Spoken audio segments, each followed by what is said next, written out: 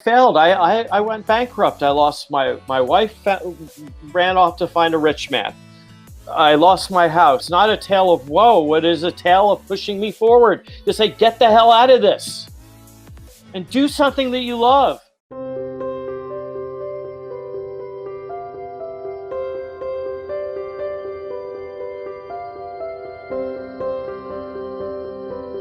My name is Warren BoBrow, and I'm a cannabis alchemist. And I've created a life for myself writing about spirits, but not mystical spirits, but certainly about the type of spirits that are drunk, starting with books like Apothecary Cocktails. I only have the French version, but that's pretty intellectual. I have my second book, Whiskey Cocktails, something else I've done. Bitters and Shrubs is in the compendium, and the book that we love to talk about is Cannabis Cocktails, because it created something out of nothing. So who's Warren BoBrow? Warren BoBrow is a lot of things. He's a chef. He's a former banker. He worked with other people's money, surprisingly enough. And he's a 7-time failure. And he made something out of nothing. So that's who Warren BoBrow is.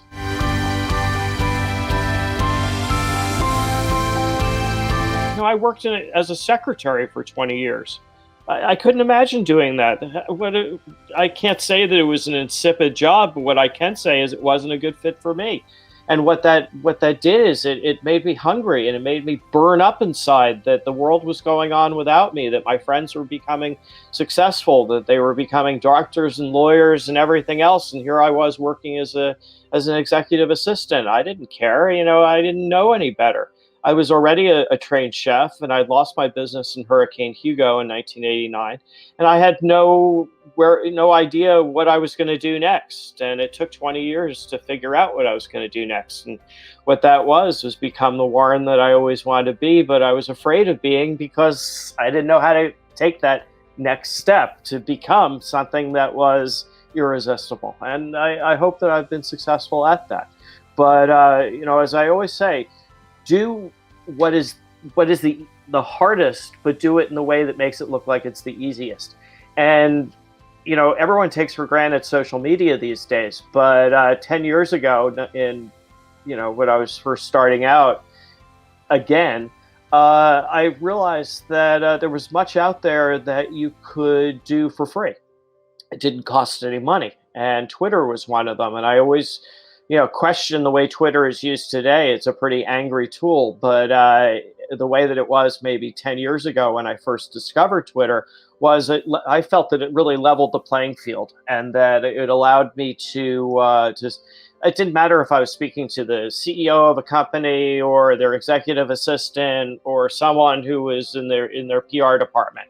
If you had something to say and it was persuasive enough to say it, that was the best way of getting it across. What inspired me to be an entrepreneur was my grandfather, who made Geritol and Aquavelva and Sominex and Electric Shave and all these fabulous over-the-counter pharmaceuticals from the 40s, 50s, and 60s and 70s. And he was a self-made man in his own way, and created something that no one had ever created before. And I have, in my own way, created something that no one has ever done before, because Cannabis Cocktails, of course, is the first book on the topic, and no one else ever did it before. And at current time, I'm working with a company, I guess they call it an incubator, and they develop seed capital and startup capital for ideas. And I have an idea. And I wrote this book called Cannabis Cocktails, and there's 75 great ideas in there for beverages, and they're all unique, and they're all my own energy, and they're all my own ideas.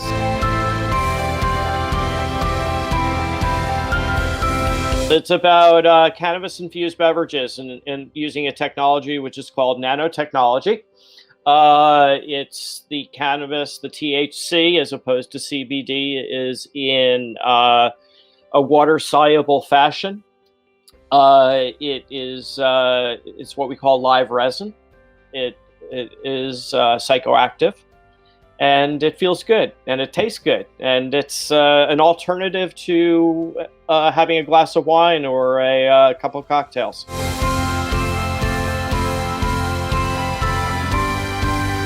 And be able to stand on your own 2 feet and succeed at what made you happy, because no one else is there to make you happy. You could look to the man to make you happy, but they're not going to make you happy. They're only in for themselves. If you want to do something that truly makes you happy, that truly is your passion, you have to find out what your passion is and then do it. I believe in my lesson, because my lesson came. I failed. I went bankrupt. I lost my wife, ran off to find a rich man.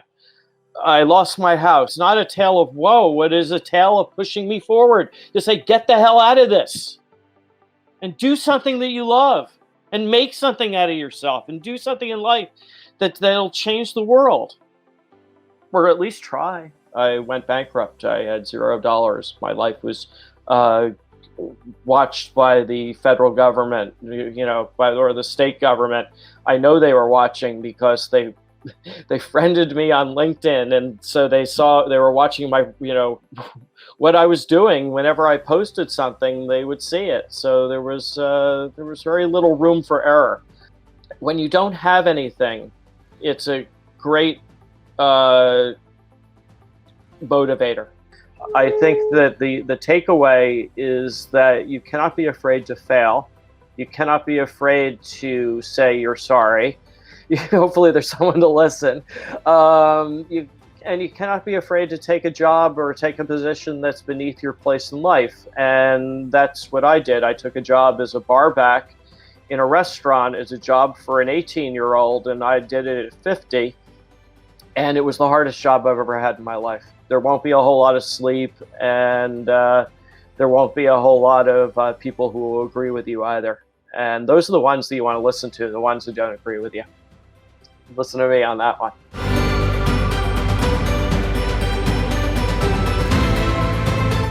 Initially in life, I was an entrepreneur, but it just wasn't the right time. And I didn't have the ambition that was necessary. So I think the first things first, you need ambition. And if you don't have ambition, and I did not have ambition for a very, very long time, no amount of money, no amount of love, no amount of passion is going to take you where you need to be without ambition. So you better get some ambition. Otherwise, you need to go back to working for the man for the rest of your life and take that pension and say, at the end of the day, what I really became was just, a tool for the corporate world. And I refuse to do that.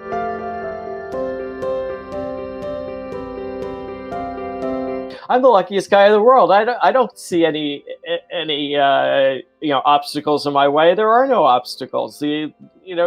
Everything I do from this point on to the rest of my life is my own direction. I've created this roadmap.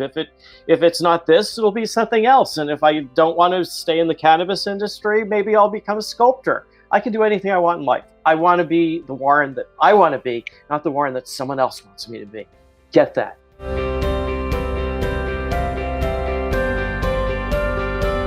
Yeah, the best thing that I can say is to follow source, places like Benzinga Cannabis. They're the smartest guys in the room. They listen, they're reactive, but they're also, sitting in the back of the room, not talking about what they're doing. They're listeners, and they're also representing backers who are still investing in the cannabis space when all this bad stuff is going on out there. I mean, truly bad things are going on in the world, and yet they're still making deals and brokering deals and putting people together. And that's really important. And I went to their event down in Florida, in Miami, a few short months ago. And it seemed like every single person in the room wanted to lend me money, and I said no to every single person. I wasn't ready yet, or I didn't want to take anything for anyone. But my biggest advice is to put yourself in a place where you're not the smartest person in the room, and you can listen And when you finally say something, it's meaningful, and people will listen to what you have to say. And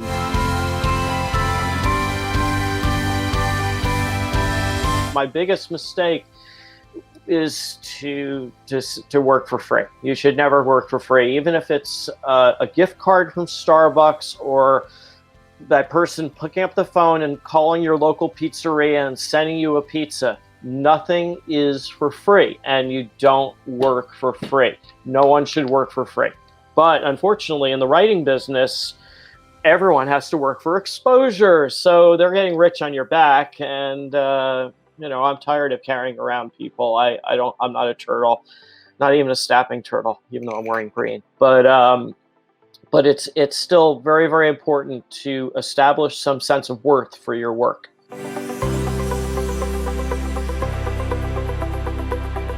Being able to pay my bills and not have to be reliant upon anyone else. That's the biggest deal. And my passion is that you're listening to me right now, that I'm able to influence you in some small way.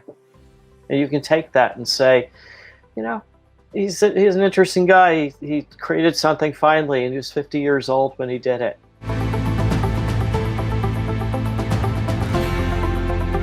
Family, money, health, all those things hold people back. I'm too sick, or my kids are in school, so I can't spend enough time. I don't have children, and I don't have a mortgage. I pay rent. So, I have fixed expenses. I know what they are every month. It's the perfect time to become an entrepreneur. It's not getting any easier. It's not getting any less expensive.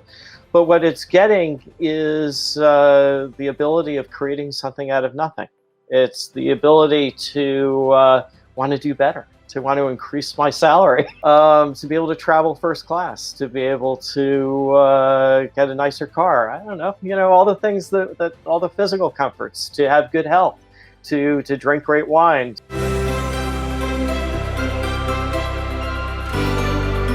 I think a lot of those fears are internalized, and they need to be externalized to be able to create something out of nothing. At some point in the osmosis of building a business, you have to take risk. And that's why big companies have risk departments. They decide, what is the risk of doing something? What is the risk? Is the reward greater than the risk? If that's the case, then they have a viable product, and then they have the potential of making money. I mean, you don't go into business because you want to. You go into business because you have to, because you want to make money.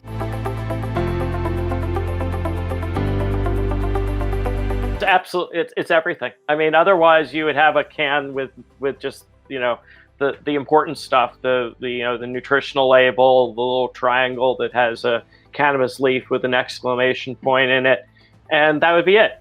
And it would be, it wouldn't have any color, it wouldn't have any pizzazz. And I think it's really important to have pizzazz. It's important to have great packaging. And thank you viewers for listening to me and to put up with me with my teenage face at 59. Thank you.